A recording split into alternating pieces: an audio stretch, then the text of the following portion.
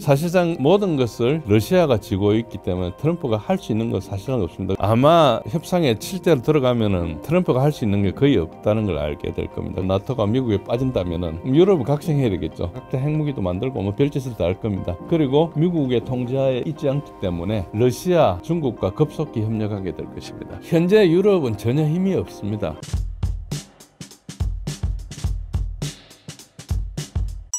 트럼프가 러우 전쟁의 종전 시기 발언을 번복한 이유는 무엇인가요?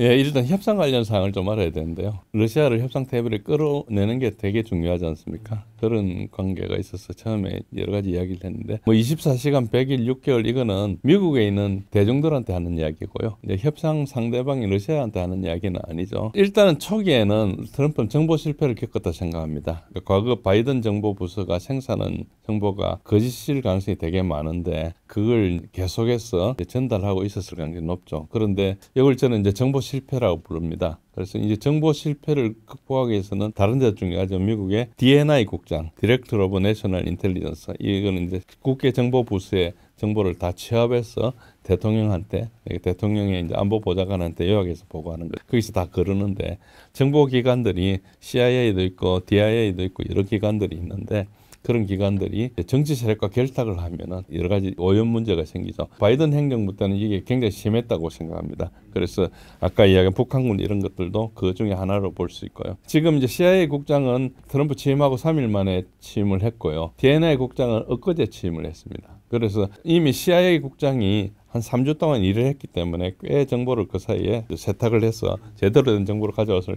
가능성이 높습니다. 그러나 아직까지 DIA나 이런 데는 제대로 안 했을 가능성이 있기 때문에 그건 군 조직이라서 DNI 국장이 취임해야 그걸 정리할 수 있거든요. 그래서 완전한 것은 DNI 국장이 취임해서 한 3, 4주 지나면은 제대로 된 정보가 들어가기 시작할 건데 이미 CIA가 어느 정도 세탁을 했을 가능성이 없습니다. 그 사이에 정보가 상당히 개선되는 걸 느낄 수 있거든요. 그런 그 정보 실패가 있었고 그래서 뭐 종전 시기를 자꾸 이상하게 이야기하는 것은 그것도 겹쳤고 아까 이야기한 대내 선전용 이런 것도 좀 있기 때문에 그렇게 이해하시면 되고요. 사실상 모든 것을 러시아가 쥐고 있기 때문에 트럼프가 할 수 있는 건 사실은 없습니다. 그래서 저는 어떻게 협상이 될 것인가 되게 궁금했는데 트럼프가 상당히 그래도 협상의 기술이 있다는 것이 협상을 일단 시작을 했거든요. 그게 되게 중요합니다. 시작하는 게 굉장히 중요한데 아마 협상에 실제로 들어가면은 트럼프가 할 수 있는 게 거의 없다는 걸 알게 될 겁니다. 그래서 러시아 실익을 가지고 명분은 미국이 가지는 쪽으로 이렇게 양보를 하지 않을까. 왜냐하면 실제로 할 수 있는 게 없으니까. 전장에서 지고 있으니까 협상 안 하면 전쟁 끝까지 하게 되게 가장 무섭지 않습니까?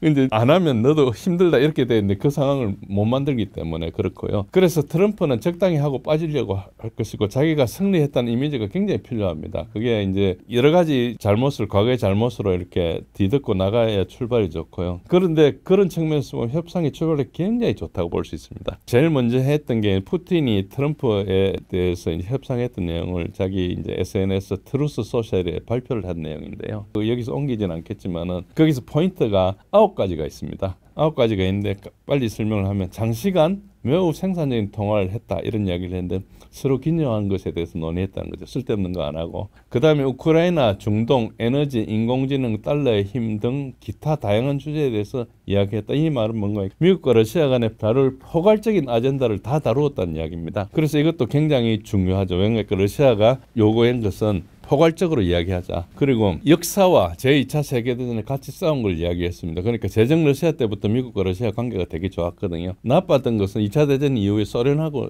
관계가 나빴던 거죠.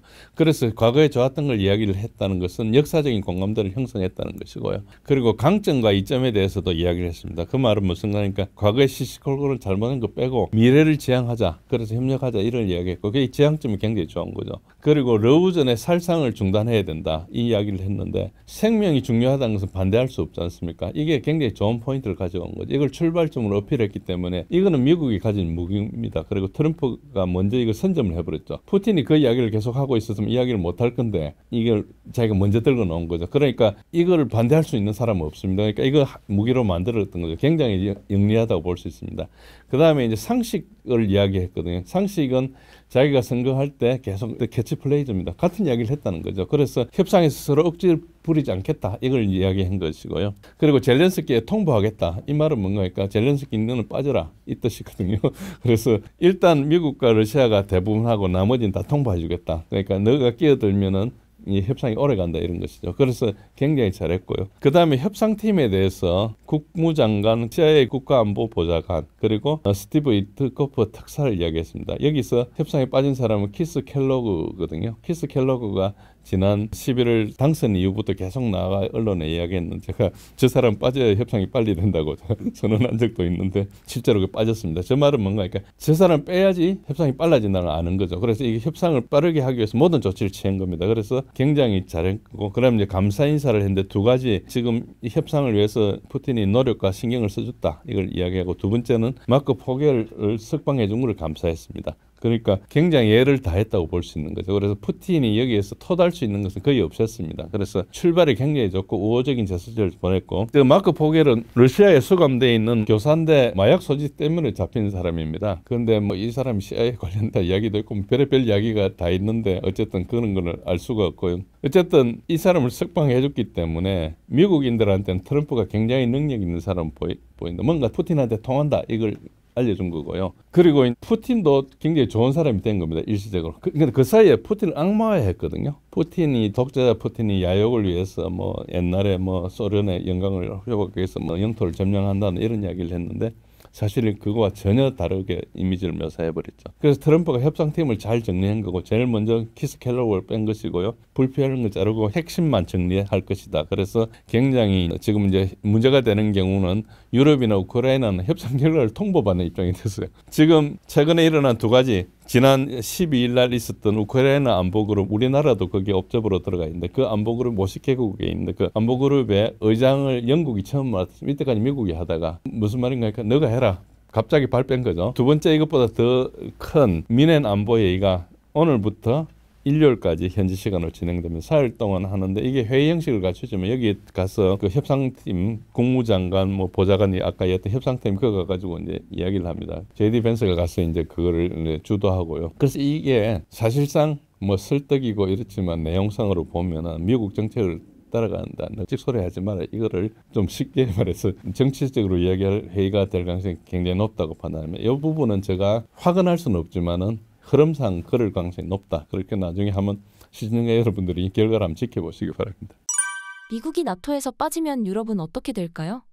미국이 나토에서 빠진다는 건 가정해야 되는데 가정을 하기 위해서 우선 미국이 나토에서 빠지기 힘들다는 것도 먼저 말씀드리겠습니다. 나토가 언제 생기는가 하니까 소련이 핵무기를 개발해서 생겼거든요. 그래서 핵우산을 제공하기 위한 조직입니다. 그렇지 않으면 유럽의 각 나라들이 각자 자기 핵무기 다 만들겠다고 할 거 아닙니까? 그래서 이제 그걸 하기 위해서 만든 거. 특히 이제 독일이 핵무기 만들겠다 이런 건 있을 수 없는 이야기죠. 영국은 핵무기 미국에서 준 거고요. 프랑스는 독자 개발하는데 그냥 눈 감아준 겁니다. 그래서 프랑스는 나토에 빠졌다가 막 들어왔다. 그래서 이제 이게 우리나라도 나중에 적용될 문제인데 어쨌든 그 상황을 아시면은 나토는 미국이 유럽을 완전히 통제하는 수단으로 이해하셔야 됩니다. 그래서 일단 독일이 전후에 재건돼서 군사 강국이 되는 걸 막기 위한 것이고 그거는 미일 동맹도 같은 맥락입니다. 일본이 미일 동맹을 하고 있는 이유는 내가 보장해 줄 테니까 너는 이제 군사적으로 다시 하지 마라 이걸 하기 위한 거죠. 그 나머지는 전부 정치적 그런 미사 여구일 뿐이고요. 실제로는 점령국으로서 미국이 행사하고 있습니다. 명분은 동맹 관리라 그럽니다. 그런데 사실은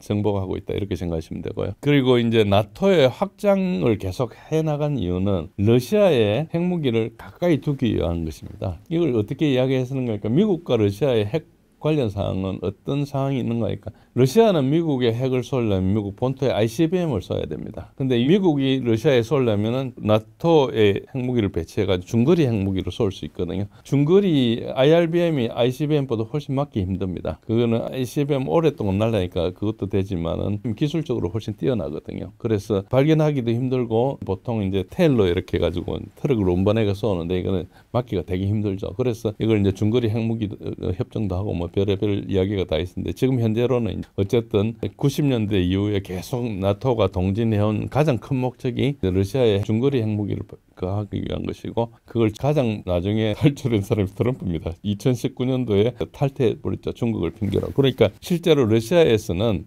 트럼프를 이 전쟁의 원인으로 보기도 합니다. 그래서 선전한 건 좀 다르죠. 그럴 거예요. 그래서 이제 이런 큰 것을 무시하고 가정을 기반으로 나토가 미국에 빠진다면은 유럽은 각성해야 되겠죠. 유럽 각성하니까 각자 핵무기도 만들고 뭐 별짓을 다 할 겁니다. 그리고 미국의 통제하에 있지 않기 때문에 러시아, 중국과 급속히 협력하게 될 것입니다. 나토가 없어지면은 그 유라시아 대륙의 대부분이 러시아, 중국의 영향이, 경제적으로는 중국의 영향에 들어가고 군사적으로는 러시아의 영향에 들어갈 가능성이 굉장히 높다. 이거를 택할 가능성이 낮죠. 어쨌든 나토로 묶어두려고 그럴 겁니다. 그래서 결국 미국은 나토를 통해서 유럽을 묶어둘 것이고, 다만 나토 각각에 대해서 국방비를 늘리라고 압력을 넣을 겁니다. 자기네들이 국방비 감당을 할 수도 없고, 그래서 미국의 방산업체 매출도 이제 추진하고 이런 상황을 몰아가는 거죠. 그리고 러시아 기름이나 가스 사지 말고 미국 걸 사라고 하는 것은 사실은 나토를 가지고 있기 때문에 할 수 있는 이야기고요. 그런 걸 보시게 되고, 결국은 지금 현재로는 미국의 LNG를 사용하고 있고요. 유럽 국가들이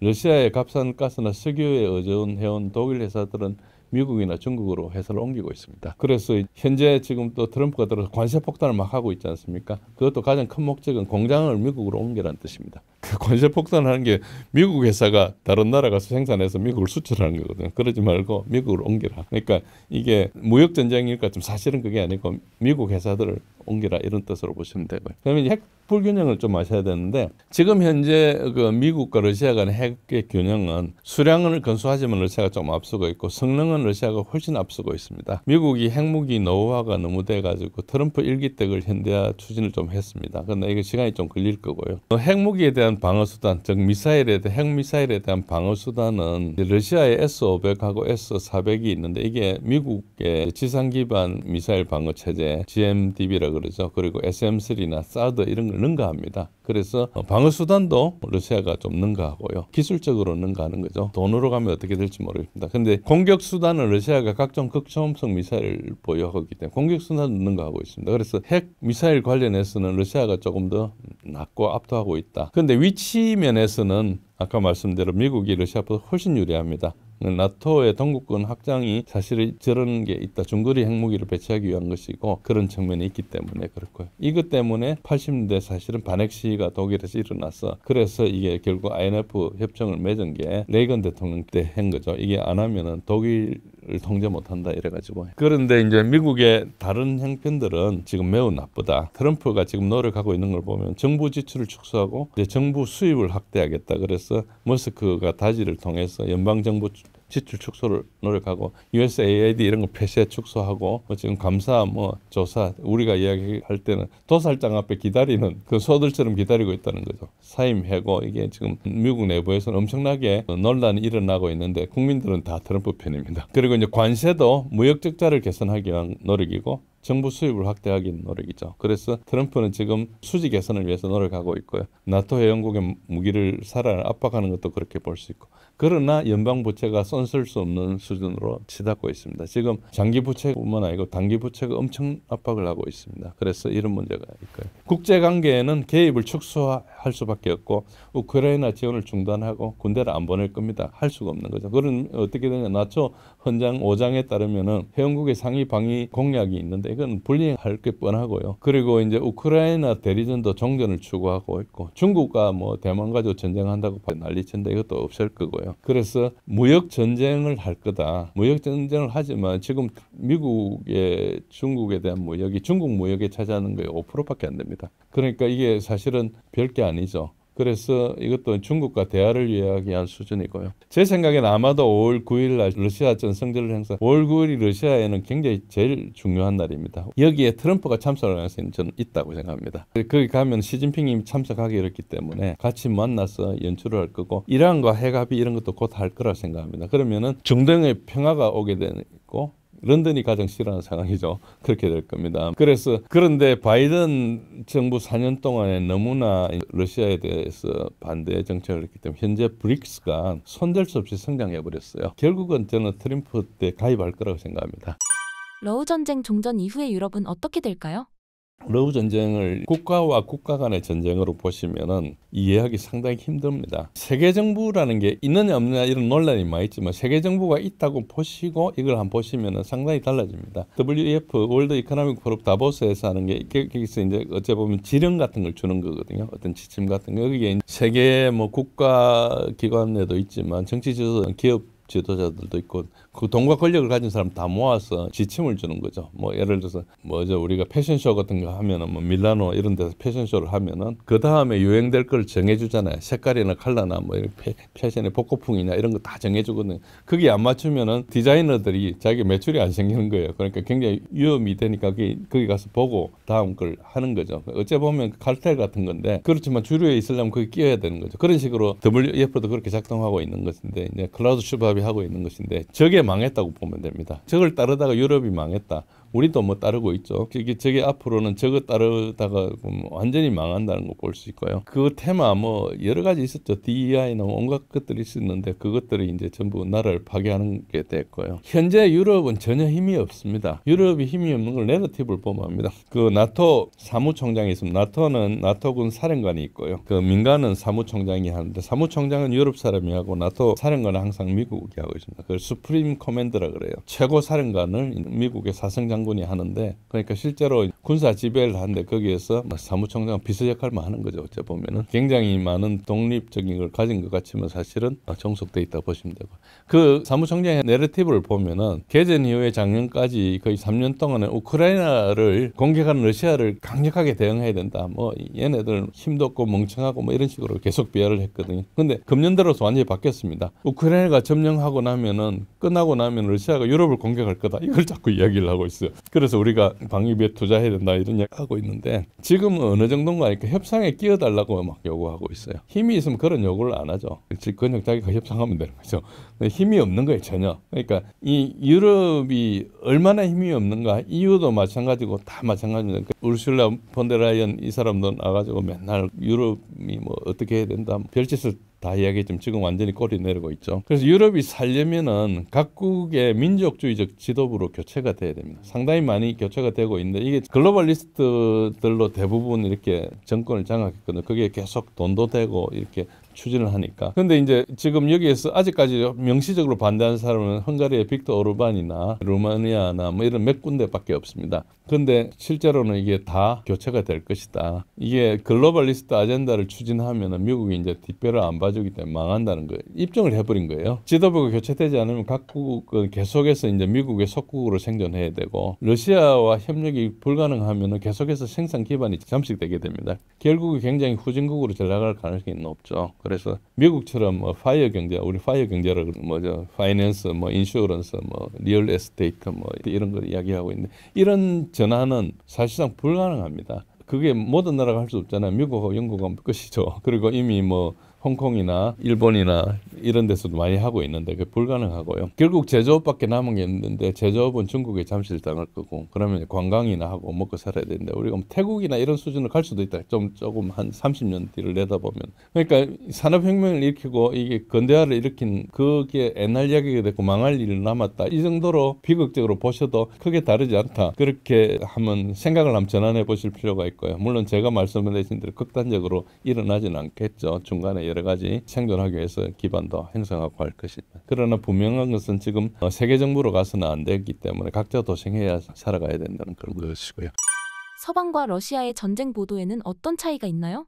서방이 내러티브전을 구사했다. 내러티브라는 게 뭐 우리말로 번역하기 좀 힘들긴 한데 어떤 큰 기조 뭐 이런 논조라 이야기할 수 있죠. 이거를 이야기했는데 이 전쟁 자체가 사실은 서방의 악마적인 시도다고 볼 수 있습니다. 그러니까 사실을 보도하면 전쟁 수행이 불가능한 그런 상황이기 때문에 굉장히 러시아를 악마화해야 가능했던 전투입니다. 그래서 계속해서 러시아는 나쁘고 무능하고 우크라이나 민주정부가 착하고 유능하다. 엄청나게 열심히 잘 싸운다 이렇게 얘기했죠. 그런데 실제로 들어보니까 우크라이나는 부패하고 무능하고 아무 능력도 없는데 걔네들 이용해가지고 이제 서방에서 전쟁을 한 거죠. 그래서 이제 어째 보면은 우크라이나가 정말 불쌍하게 된 그런 상태죠. 이거를 이제 아까 말씀드린 WF를 통해서 글로벌리스트가 서방 국가의 지도부를 하이제킹한 상태다 이렇게 보시면은 조금 쉽습니다. 뭐 그게 학술적으로 이야기하기는 좀 힘들지만 여러분들이 정서적으로 그렇게 보시면 좋고요. 얼마 전에 USAID가 이렇게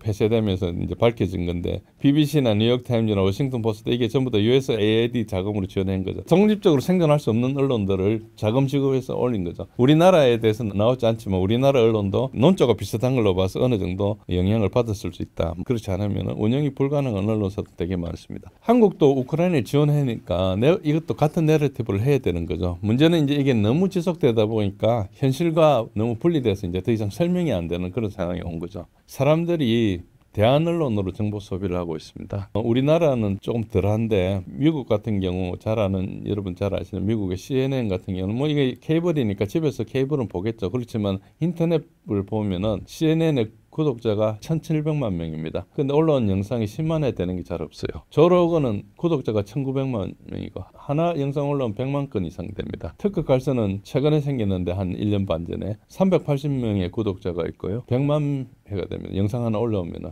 그것도 2시간짜리, 3시간짜리 올라오는데 100만 명이 보는 겁니다. 물론 이게 우리가 마니타이제이션 이 부분을 뭐 따지기는 힘들지만 최소한 지금 CNN이나 이런데 특히 뭐 MSNBC 빌 게이츠가 하는 데고 워싱턴 포스트는 베조스가 아마존이 가지고 있는 데죠. 이런 데들이 거의 뭐 파산 상태로 보면 됩니다. 자기네 돈 있으니까 계속 이제 투자는 하고 있지만은 거의 외면하고 있다. 정보 소비를 하지 않고 또 조로건이나 특갈선 이게 팟캐스트도 하거든요. 타다가 나면 라디오로 들어요. 그러니까 이게 실제 영향이 엄청 큽니다. 그래서 이 언론들이 트럼프 선거에 굉장히 큰 기여를 했다고 이렇게 보시면 되고요. 우리나라 아직까지 그렇게까지는 가고 있지 않죠. 러시아는 뉴스 아울렛하고 금전 대결이 불가능합니다. 러시아가 경제도 작고 저런 거 해봐야 믿지도 않고요. 그러니까 비밀을 제외하고 사실 보도를 하고 있고 러시아 언론을 보면 자유가 상당히 높습니다. 러시아에서 활약하는 모스크바 타임즈 같은 건 반러시아 언론이거든요. 그래서 활동하고 있어요. 잡아가지 않습니다. 그러니까 얘네들도 잡아갈 정도까지 수위를 높이지 않죠. 반체제 인사들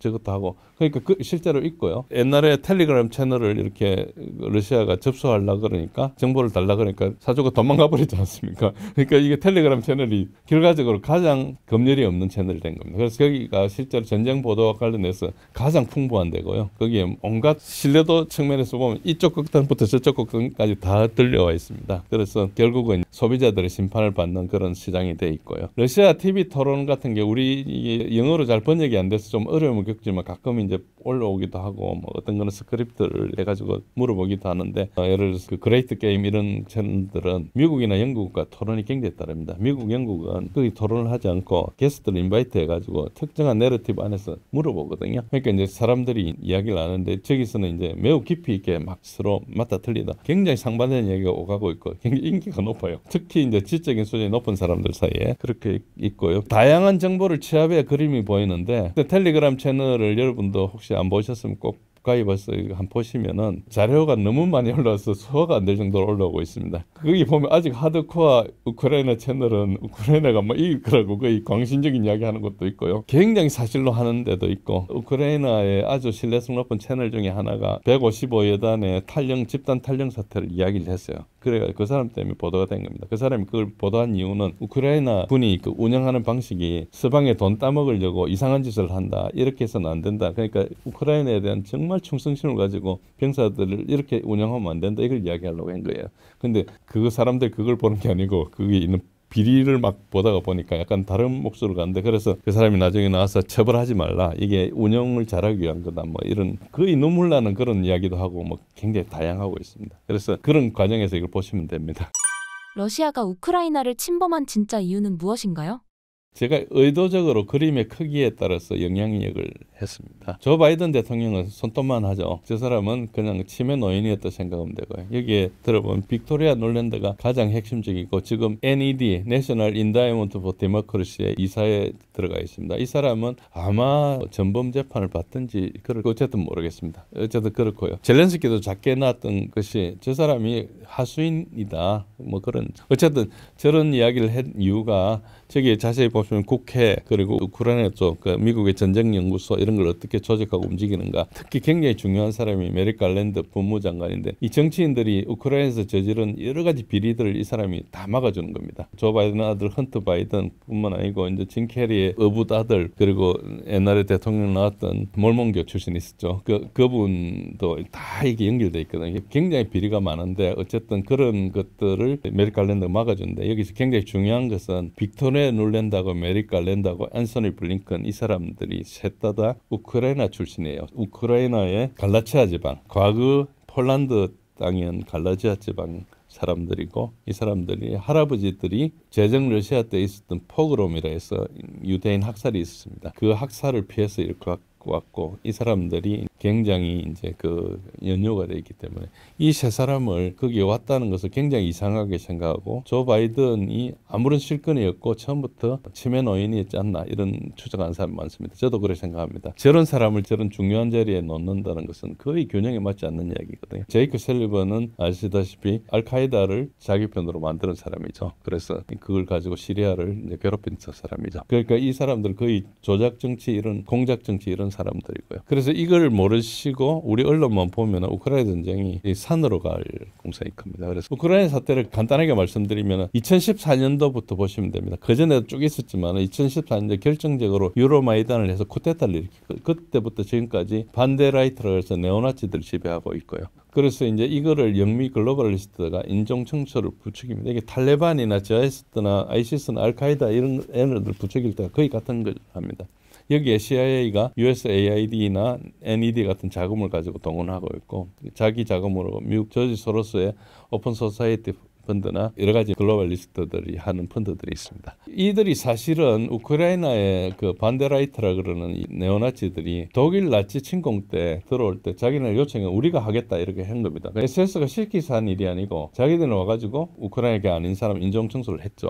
유대인들 포함해서 굉장히 많이 했죠. 그래 이 사람들을 그냥 끝낸 게 아니고 2차 대전 때도 계속 이야기했습니다. 그래가지고 전범 재판 안 받고 캐나다를 많이 보내가지고 캐나다의 지금 정치인들은 우크라이나 나치 손자들이 하고 있습니다. 그래서 캐나다가 좀 이상하다 할 때 우크라이나가 굉장히 역할을 하고 있고 미국에도 오하이오주에 가면 나치들이 많고요. 스테판 반데라 일당은 소련 시절에도 반체제 운동을 꾸준히 했습니다. 결국 그래서 소련에서 KGB에서 죽였습니다. 이 암살을 했고요. 냉전 기간 동안에 소련이 이 일당들을 어쨌든 통제를 했어요. KGB가 굉장히 활약을 하면서 반체제를 잡았으니까. 그렇지만 끊임없이 하려고 했습니다. 그래서 80년대 돼가지고 소련이 휘청거릴 때 조지 소로스나 이런 애들이 다시 키웠죠. 독립 이후에는 굉장히 활발해졌고요. 독립 이후에는 이제 정식적으로 들어가서 했죠. 러시아가 우크라이나를 침범한 이유는 쿠데타 이후에 어쨌든 쭉 진행될 상황을 갖고요. 그래서 이제 돈바스 지역의 분리주의자들, 러시아계 사람들에 대해서 우크라이나 군이 계속 이제 공격을 했죠. 우크라이나의 돈바스 지역의 분리주의자들은 우크라이나 군 출신인데 러시아계들이 기순한 겁니다. 전향을 해가지고 거기 싸운 거예요. 그렇지만 이제 무기가 없고 하니까 러시아에서 뭐 지원받고 하긴 했죠. 그런데 상당히 어려웠습니다.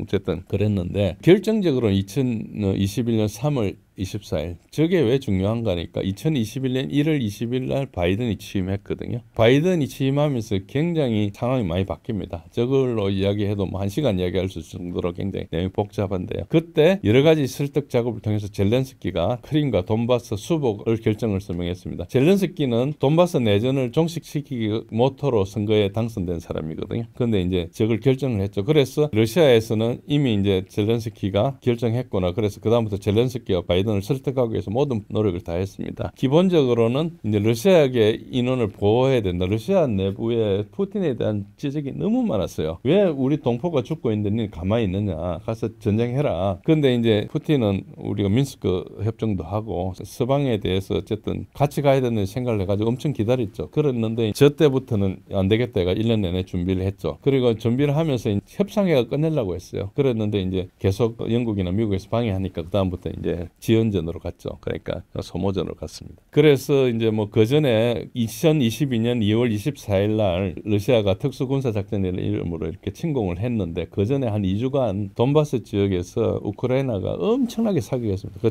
저 데이터가 OSC에 가면 다 있습니다. 쳐들어오라 이렇게 한 겁니다. 그래서 계속 그 다음부터 이야기하는 게 unprovoked invasion이라 그러거든요. 아무도 우리가 도발 안 했는데 제가 공격했다는 식으로 이야기를 했는데 데이터는 그거와 다릅니다. 그래서 이제 그 데이터를 보면은 서방에서 거짓말하는 게 엄청나게 분명한데도 언론에 공개되지 않고 뭐 데이터를 찾아본 사람 몇 사람 있겠습니까? 그럼 묻혀 지나가는 거예요. 미국이 우크라이나를 시켜서 러시아 침공을 유도했다. 그런데 나토 가입 문제를 들고 나오는데 나토 가입 문제는 장기적으로 해결할 수 있지만 당장 급한 문제가 아니었거든요. 그래서 나토 가입 문제는 우크라이나 침공의 직접적인 원인은 아닙니다. 존 미어샤이머 같은 교수 같은 분은 그게 나토 가입 문제가 된다는 것을 2000년 뭐 20년도 넘게 이야기했지만은 그게 장기적으로는 분명히 문제가 됩니다. 그렇지만 2022년 2월 24일 날 침공했을 때는 사실은 그런 문제가 전혀 아니었다. 일단은 너무 도발해서 어찌 보면 선제 공격 차원이었다 볼 수 있죠.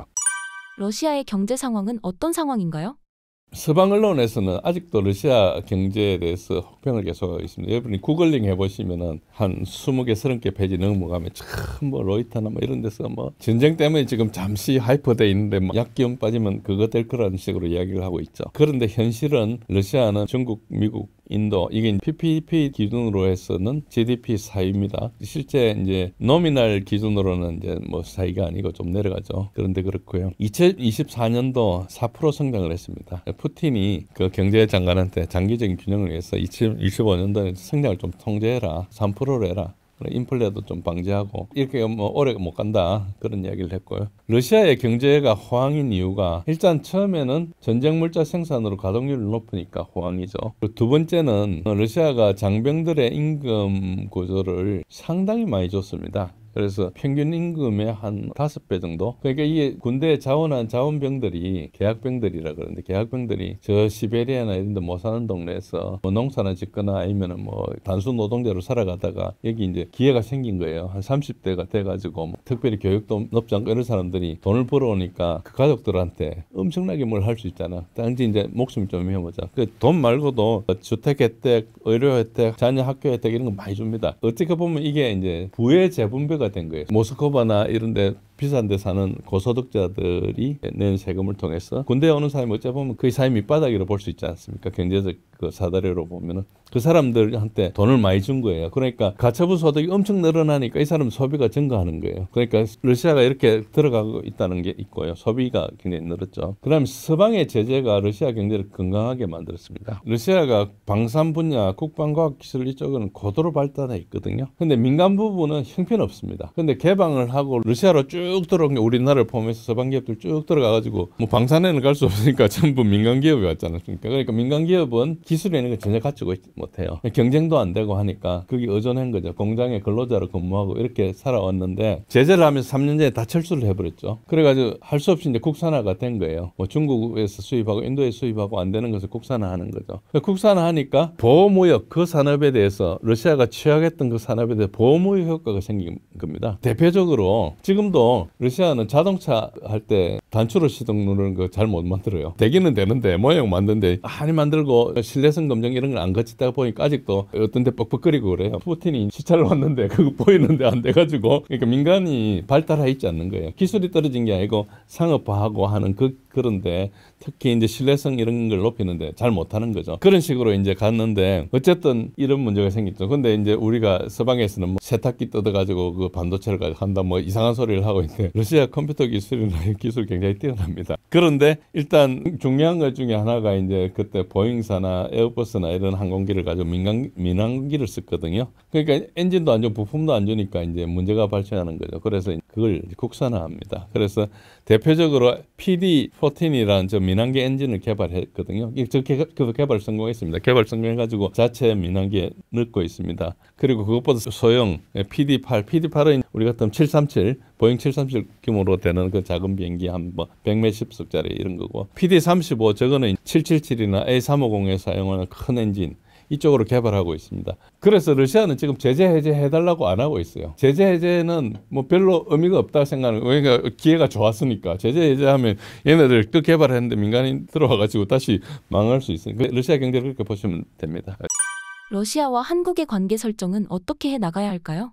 지금 현재는 우리가 우크라이나에 지원을 했지 않습니까? 그래서 러시아의 비우호국이 돼 있습니다. 우리가 뭐 미국과 관계도 있고 하니까 서방과 관계가 있으니까 우리도 굉장히 어려웠습니다. 그래서 뭐 우리한테는 이야기하지 않고 국내에 큰 논의는 없었는데 어쨌든 뭐 논의를 했다 하더라도 정부 결정하고 크게 다르진 않았을 거라고 생각합니다. 우리가 미국한테 의존하는 게 많기 때문에 그렇고요. 근데 이제 푸틴은 점잖은 말로 한국에 경고를 수차례 했습니다. 그래서 너가 자꾸 그러면 내가 북한을 지원한다 이야기를 했고 그게 지금 북러 관계를 잉태한 겁니다. 사실은 그건 사실이고요. 그런데 이제 우리가 하나 안타까운 것은 우리 외교 안보 수준이 굉장히 낮다. 지금 세계 정세 파악이 제대로 되지 않고 군사 분야나 이런 쪽이 어떻게 돌아가고 있는지 잘 모르고 있고 그래서 굳이 뭐 억지로 비유하자면은 임진왜란이나 병자호란이나 구한말이나 이럴 때 세계 정세를 몰랐던 것 비슷하다. 좀 과한 말씀이지만은 우리가 국력에 비해서는 좀 분명히 그렇다. 뭐 서방의 외교 무대에 가서 이걸 논의하는 것도 잘했고 이런 걸 가지고 국내에서 논의도 활발하지 않고 몇몇 이제 전문가들이 개인적인 지식과 제한된 공간에서 논의하는 수준에 그치고 있는데 그래서 이제 이게 상당히 어려운데 저는 이걸 잘라가 이야기하면은 지금 러시아한테 적극적이고 솔직하게 접근하는 게 좋다. 우리가 뭐 솔직하게 정세에 좀 얻은 것도 있고 너 관계 잘 몰랐다. 뭐 그거 할 수 있어.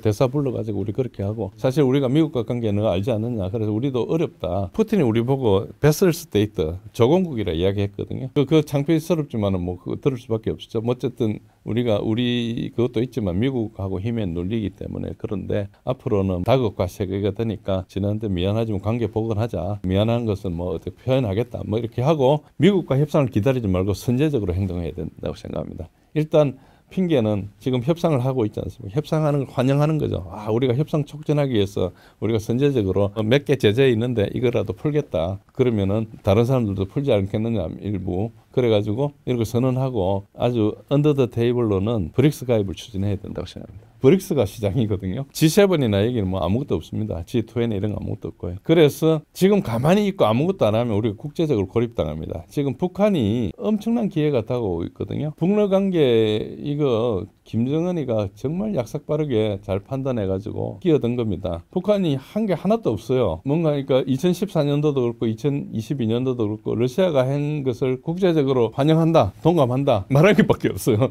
근데 그걸 가지고 이제 우리가 이렇게 지원해 주는 것에 대해서 김정은이가 전화를 때린 거죠. 우리 관계 맺자. 그러니까 이제 러시아는 우리한테 경고를 날려야 되니까 김정은이 똑똑한 거죠. 우리한테는 진짜 얄밉지만은 그렇게 된 거고요. 지금 그 다음에 트럼프하고 김정은 관계가 있기 때문에 북미 관계도 앞으로 좋아질 일만 남아 있어요. 바이든 때는 아무것도 안 했거든요. 김정은 입장에서는 호박이 능걸로 들어오는 거예요. 김정은이 엄청 좋은 위치에 있는 겁니다. 그래서 우리는 가만히 있으면 안 되고 노력을 해야 된다. 뭐 예를 들자면 전문가들이 따져야 될 사항인데 지금 머리에 떠오르는 것만 해도 러시아에 대해서 우리가 파이프라인을 좀 논의를 하고 북극 항로 할 때 우리 좀 협력하자. 우리가 쇠병선 같은 거 많이 떼고 너것도 뭐 우리한테 정치적으로 협조해주고 뭐 이런 식으로 하고 전후복구 참여는 기대할 게 없습니다. 러시아 경제가 이제 만약에 전쟁이 끝나고 나면은 민간 부분이 올라가고 방산 부분이 줄어들어야 되는데 민간 부분이 일시적으로 올라가기 좀 힘들거든요. 그러니까 전후 복구 사업을 가지고 민간 부분을 유지할 가능성이 높아요. 그러니까 우리가 끼어들 수도 없고 끼어들기도 힘들 겁니다. 아마 뭐 엄청나게 화려하게 할 것도 아니고 값싼 것을 가지고 일단 복구를 할 거니까. 그래서 저는 전후 복구 이런 것보다는 그냥 대외적인 무역 관계나 협조 관계 그리고 우리 안보를 위해서 러시아가 척지지 않게 맺어놓는 게 좋다고 생각합니다.